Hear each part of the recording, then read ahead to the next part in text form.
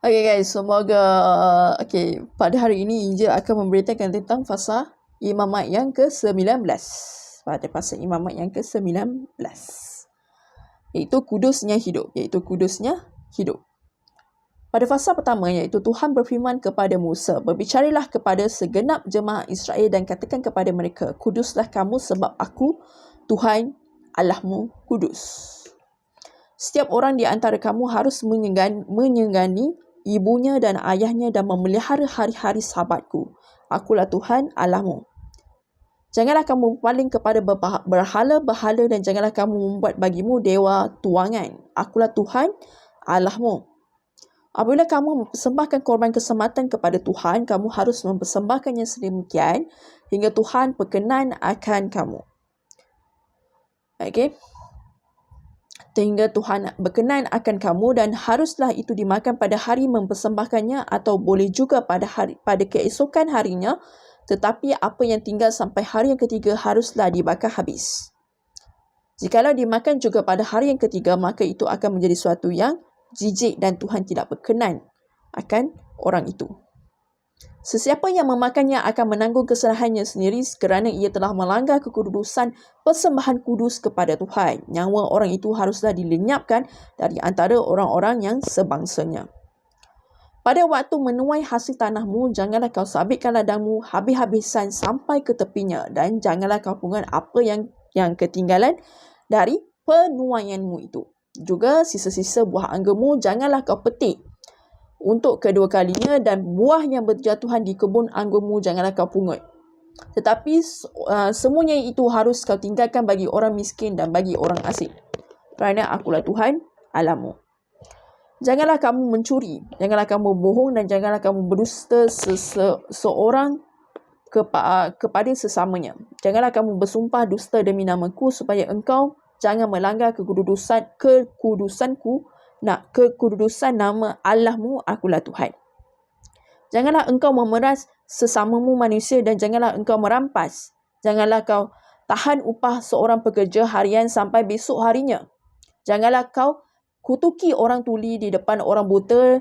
Janganlah kau taruh batu sandungan tetapi engkau harus takut akan Allahmu, akulah Tuhan. Janganlah kamu membuat curang dalam peradilan. Janganlah engkau membela orang kecil dengan tidak sewajarnya dan janganlah engkau terpengaruh oleh orang-orang besar, tetapi engkau harus mengadili orang sesamamu dengan kebenaran. Okay.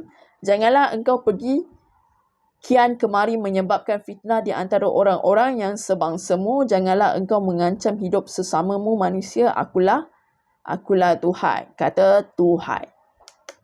Janganlah engkau membenci saudaramu di dalam hatimu, tetapi engkau harus berterus terang menegur orang sesamamu dan janganlah engkau mendatangkan dosa kepada dirimu kerana dia.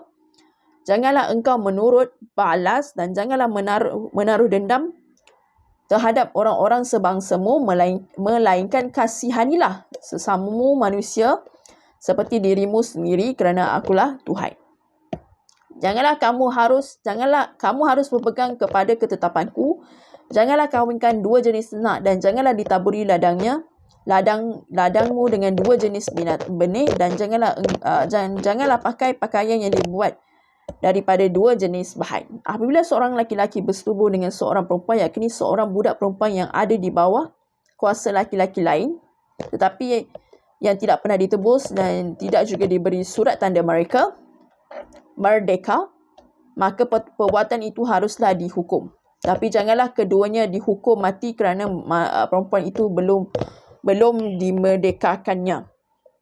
Laki-laki itu harus membawa tebusan salahnya kepada Tuhan ke pintu kemah pertemuan, yakni seekor domba jantan sebagai korban penebus salah. Imam harus mengadakan pendamaian bagi orang itu dengan domba jantan korban penebus salahnya di hadapan Tuhan kerana dosa yang telah diperbuatnya sehingga ia beroleh pengampunan dari dosanya itu.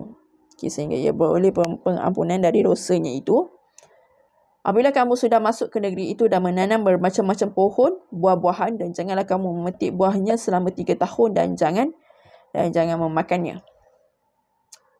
Tetapi pada tahun yang keempat haruslah segala buah-buahannya menjadi persembahan kudus sebagai puji-pujian bagi Tuhan. Barulah pada tahun yang kelima kamu boleh memakan buahnya supaya hasilnya ditambah bagimu. Akulah Tuhan Allahmu. Janganlah kamu makan sesuatu yang darahnya masih ada. Janganlah kamu melakukan telaa dan ramalan. Janganlah kamu mencukur tepi rambut kepalamu berkeliling dan janganlah engkau merosakkan tepi janggutmu. Janganlah kamu mengoresi tubuhmu kerana orang yang mati dan janganlah merajah tanda-tanda pada kulitmu. Kerana akulah Tuhan. Janganlah engkau merosak kesucian anakmu perempuan dengan menjadikan dia perempuan sundal supaya negeri itu janganlah melakukan persundalan. Sehingga negeri itu penuh dengan perbuatan mesum. Kamu harus memelihara hari-hari sabatku dan menghormati tempat kudusku. Kerana akulah Tuhan. Janganlah kamu berpaling kepada arwah atau kepada roh-roh beramal. Janganlah kamu mencari mereka dan dengan demikian menjadi najis kepada mereka. Kerana akulah Tuhan Allahmu. Engkau harus bangun berdiri di hadapan orang ubanan dan engkau harus menaruh hormat kepada orang yang tua dan engkau harus takut akan Allahmu. Kerana akulah Tuhan. Apabila seorang asing tinggal padamu di negerimu, janganlah kamu menindas dia. Orang asing yang tinggal padamu harus sama bagimu seperti orang asing Israel asli dari antaramu. Kasihanilah dia seperti dirimu sendiri kerana kamu juga orang asing dahulu. Di tanah Mesir. Akulah Tuhan Allahmu. Janganlah kamu membuat curang dalam peradilan mengenai ukuran, timbangan dan sukatan. Neraca yang betul, batu timbangan yang betul, efa yang betul dan hin yang betul haruslah kamu pakai. Akulah Tuhan Allahmu yang membawa kamu keluar dari tanah